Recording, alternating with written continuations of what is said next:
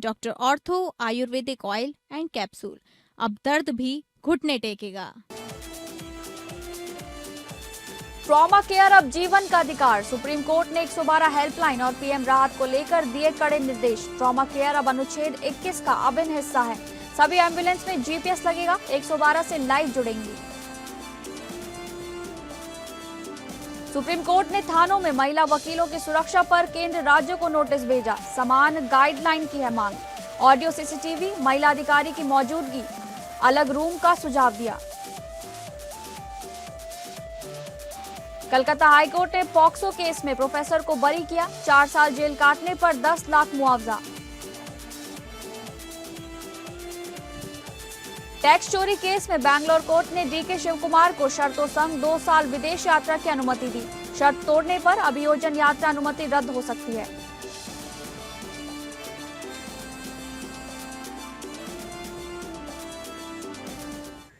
नमस्कार, मैं हूं आपके साथ शालिनी राणा। हमारे लोकप्रिय कानूनी प्रोग्राम लीगल हेल्पलाइन में आपका स्वागत है। इसमें हमारे कानूनी विशेषज्ञ रोजमर्रा की जिंदगी की समस्याओं से जुड़े कानूनी मसलों पर आपकी शंकाओं का समाधान करते हैं। आप भी इस प्रोग्राम से जुड़ सकते हैं और फोन करके कानूनी राय ले सकते हैं। तो आज हम आपको ब्लैकमेल से जुड़ी कानूनी जानकारी देंगे और इस मसले से जुड़े तमाम पहलुओं की ज्यादा जानकारी देंगे हमारे आज के कानूनी विशेषज्ञ अधिवक्ता नवीन पांडे जी। नवीन पांडे जी, आपका बहुत बहुत स्वागत है लीगल हेल्पलाइन में। धन्यवाद शालिनी। तो दर्शकों, अगर आपका इस मसले से जुड़ा कोई सवाल है तो आप फोन करके राय ले सकते हैं। हमारे फोन नंबर्स हैं 0120612793 हमारा दूसरा फोन नंबर है 0120612793। वापस चलेंगे हमारे आज के कानूनी विशेषज्ञ अधिवक्ता नवीन पांडे जी के पास। और सर, आपसे जानना चाहेंगे कि ब्लैकमेल की कानूनी परिभाषा क्या है। शालिनी जी, ब्लैकमेल शब्द यदि हम भारत के अलग अलग कानून के अंदर ढूंढे तो सीधे तौर पर किसी भी कानून के अंदर हमें ब्लैकमेल शब्द की कानूनी परिभाषा नहीं मिलती है। लेकिन ये जो अपराध है, उस अपराध से संबंधित यदि हम कानून देखें तो बहुत सारे कानून हैं जिसके अंदर ब्लैकमेलिंग के अपराध को दर्शाया गया है, लेकिन वहां पर अपराध को नाम कुछ और दिया गया है।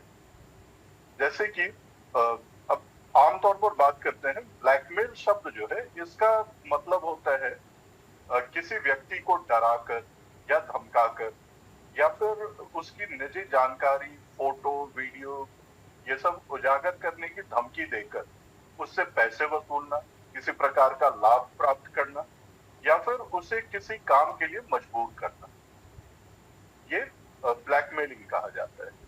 लेकिन कानून में यदि हम देखें तो कानून में भारतीय न्याय संहिता के तहत धारा 308 में एक्सटॉर्शन नाम के अपराध की परिभाषा दी गई है ना, एक्सटॉर्शन, जो कि जबरन वसूली होता है जी। इसकी परिभाषा में कहा गया है कि जब कोई व्यक्ति किसी और व्यक्ति को नुकसान, बदनामी या डर का भय दिखाकर उससे पैसा, संपत्ति या कोई लाभ लेता है तो उसको जबरन वसूली या एक्सटॉर्शन कहा जाता है।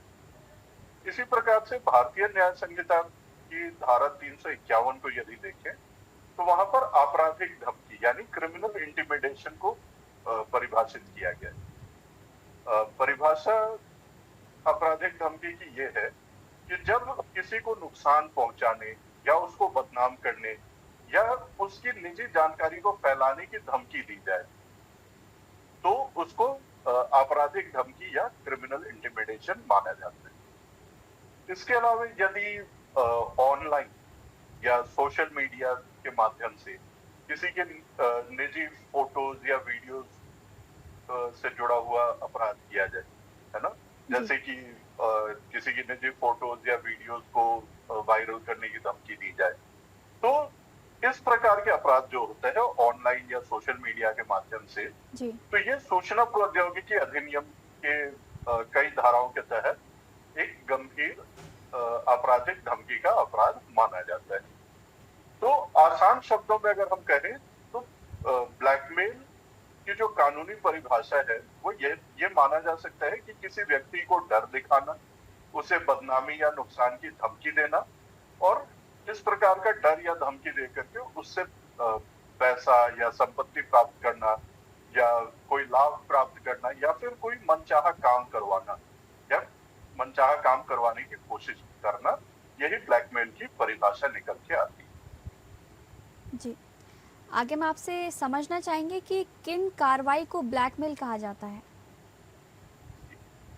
देखिए, ब्लैकमेल एक ऐसी स्थिति है जिसमें कोई व्यक्ति किसी दूसरे व्यक्ति को किसी प्रकार का भय दिखाता है, उसे शर्मिंदा कर देने की धमकी देता है, या किसी प्रकार से नुकसान या क्षति पहुंचाने की धमकी देता है, या इस प्रकार की धमकी दे सकता है कि उस व्यक्ति की कोई निजी जानकारी हो, या कोई अंतरंग वीडियोस हो, या कोई तस्वीरें हो, उसको जो है समाज के सामने उजागर कर दिया जाएगा।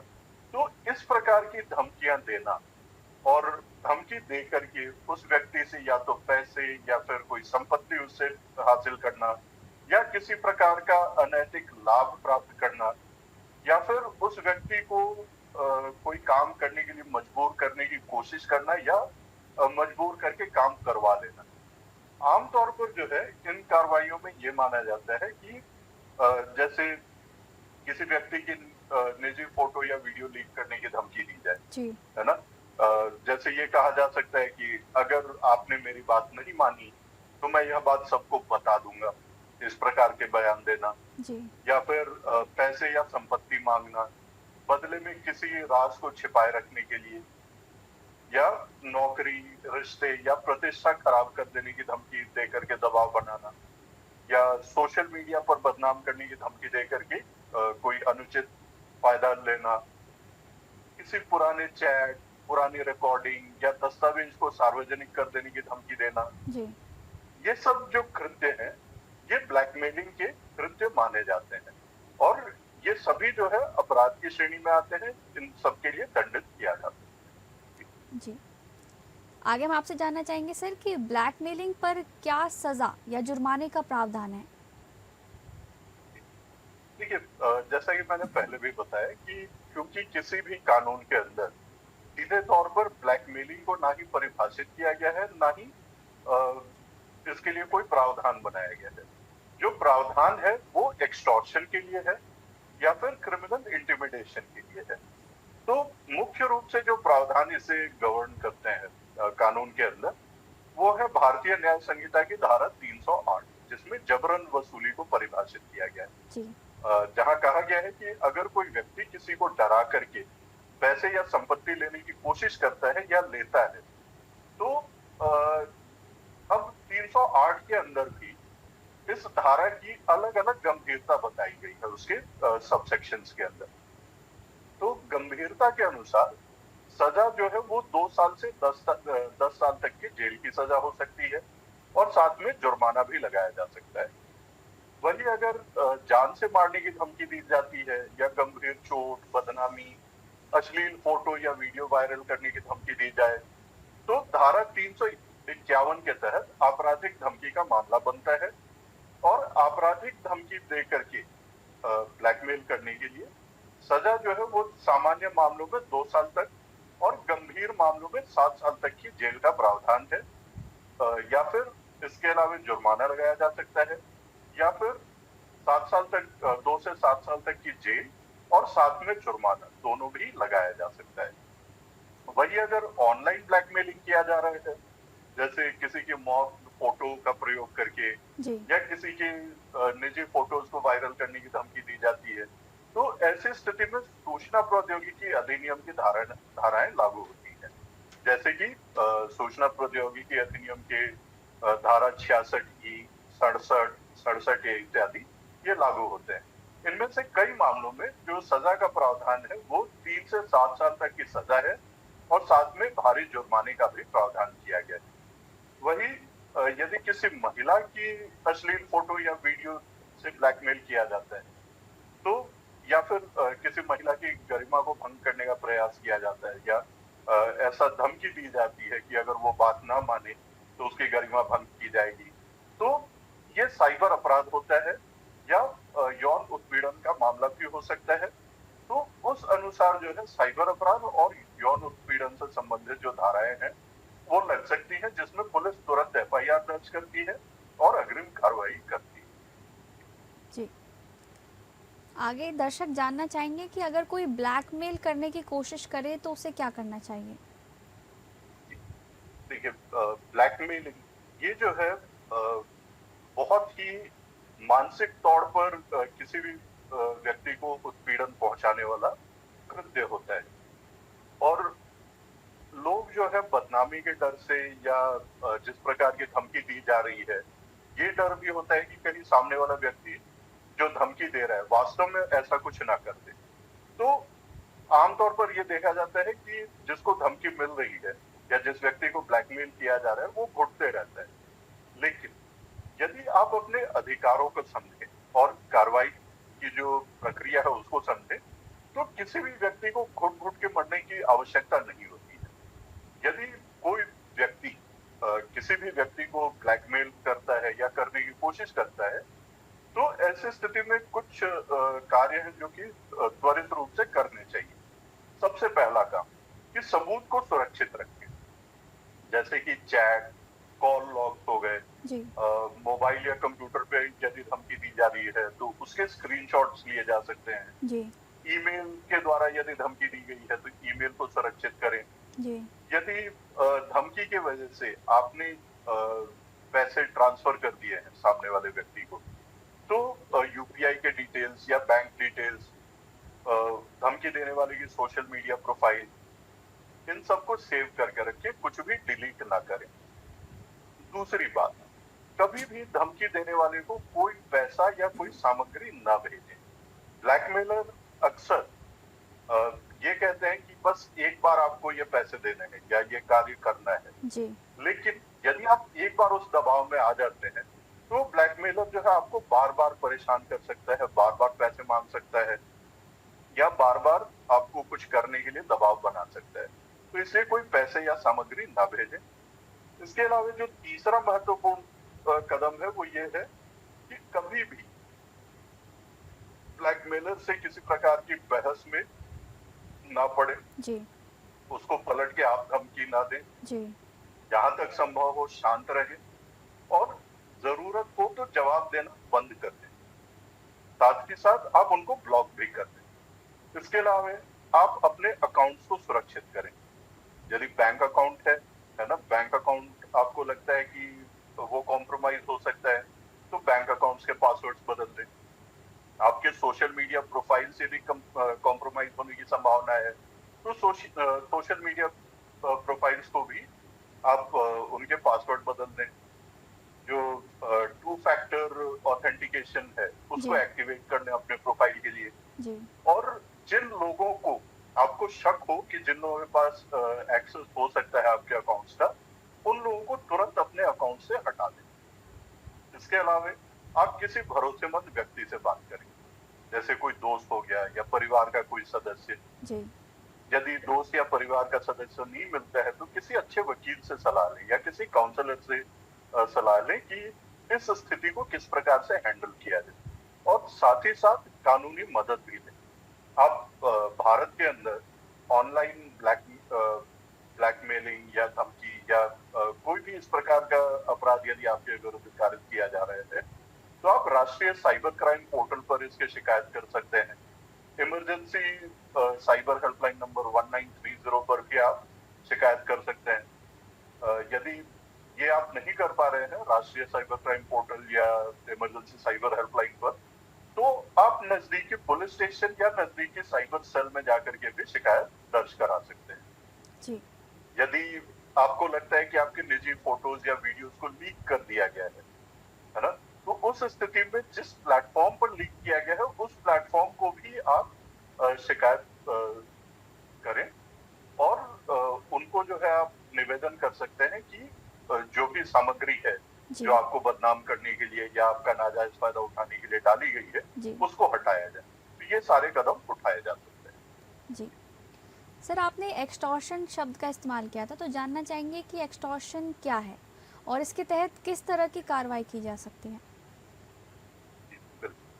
देखिए, भारतीय न्याय संहिता में यदि इसकी धारा 308 को देखें तो इसमें एक्सटॉर्शन को परिभाषित किया गया है। एक्सटॉर्शन का अर्थ होता है जबरन वसूली करना या उगाही करना। एक्सटॉर्शन में जब भी कोई व्यक्ति किसी दूसरे व्यक्ति को डराता है, धमकाता है या नुकसान पहुंचाने की धमकी देता है या उसको बदनाम कर देने की धमकी देना या मारपीट या जान से मार देने की धमकी या कोई निजी जानकारी को जो है पब्लिक में वायरल कर देने की धमकी, और इस डर के प्रभाव में आकर के यदि मकसद ये है कि जिसको डराया जा रहा है वह व्यक्ति पैसे, संपत्ति, दस्तावेज या कोई अन्य वस्तु ट्रांसफर कर दे धमकी देने वाले को, जी या धमकी देने वाला उससे कोई काम करवाना चाह रहा है मजबूर करके, तो इन परिस्थितियों को एक्सटॉर्शन की मतलब एक्सटॉर्शन की परिभाषा में रखा गया है। कुछ उदाहरण अगर लें तो उदाहरण ये हो सकता है कि जैसे किसी ने आपको धमकी दी जी कि अगर 50,000 रुपए आपने मुझे नहीं दिए तो मैं आपके ये जो फोटोज हैं इसको मैं वायरल कर दूंगा, जी या अगर आपने पैसे नहीं दिए तो आपके परिवार को नुकसान पहुंचाऊंगा, जी या आपका व्यापार बंद करा दूंगा, है ना, या फिर व्यापार अगर करना है तो हर महीने एक निश्चित रकम जो है वो आपको देना पड़ेगा। जी तो ये सब उगाही यानी कि एक्सटॉर्शन की श्रेणी में आते हैं। अब मामले की गंभीरता के अनुसार पुलिस जो है इसमें एफआईआर दर्ज कर सकती है, आरोपी को गिरफ्तार किया जा सकता है, उसके mobile chats, call records, bank transactions, इन सब की जांच की जा सकती है। यदि साइबर धमकी है तो उस स्थिति में साइबर सेल जांच कर सकती है और जांच के बाद कोर्ट में चार्जशीट दाखिल होता है। चार्जशीट दाखिल होने के बाद धारा 308 के तहत जो सजा का प्रावधान है वो 7 साल तक की जेल या जुर्माना या फिर दोनों ही सजा एक साथ लागू किया जा सकता है। यदि किसी हथियार या जान से मारने की धमकी हो जी या कोई गैंग धमकी दे रहा हो या गंभीर दबाव का मामला शामिल हो जी तो दंड जो है वो और भी अधिक कठोर हो सकता है। जी आगे हम आपसे जानना चाहेंगे कि सेक्सटॉर्शन क्या होता है, कानूनी तौर पर इसके खिलाफ कार्रवाई कैसे की जा सकती है? देखिए, सेक्सटॉर्शन जो है ये एक तरह का साइबर अपराध है और साथ ही साथ ये ब्लैकमेलिंग का भी अपराध है। जी इस अपराध में कोई व्यक्ति किसी दूसरे व्यक्ति के निजी या अंतरंग फोटोज या वीडियोज या उसके चैट का इस्तेमाल करके उसे डराता है और धमकाता है।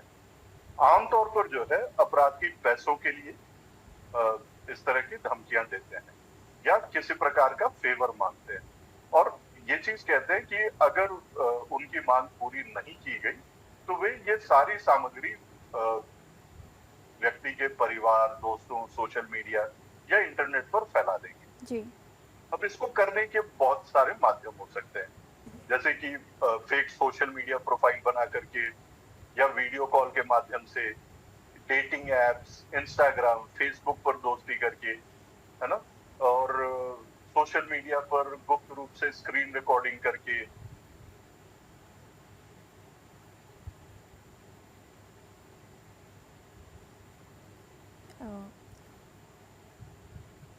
नवीन पांडे जी, लगता है संपर्क टूट रहा है, आपकी ऑडियो म्यूट हो गई है। इसमें बहुत सारे कानून हैं जिसकी धाराएं लागू होती हैं, जैसे कि सूचना प्रौद्योगिकी अधिनियम की धारा 66 जिसके तहत निजी तस्वीर या प्राइवेसी का उल्लंघन, धारा 67 और 67A के तहत अश्लील या स्पष्ट यौन कृत्य सामग्री को इलेक्ट्रॉनिक रूप से प्रसारित करना, ये अपराध जो है इनको दंडित किया जाता है।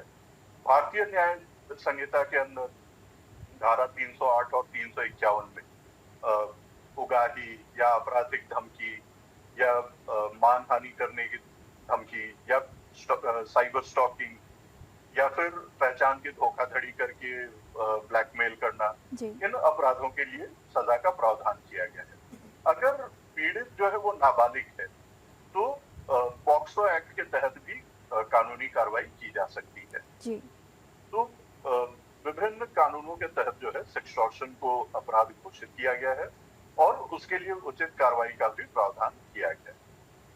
जी नवीन पांडे जी, आपका बहुत बहुत शुक्रिया ब्लैकमेल से जुड़ी तमाम जानकारी हमारे दर्शकों तक साझा करने के लिए। फिलहाल लीगल हेल्पलाइन में बस इतना ही। नमस्कार।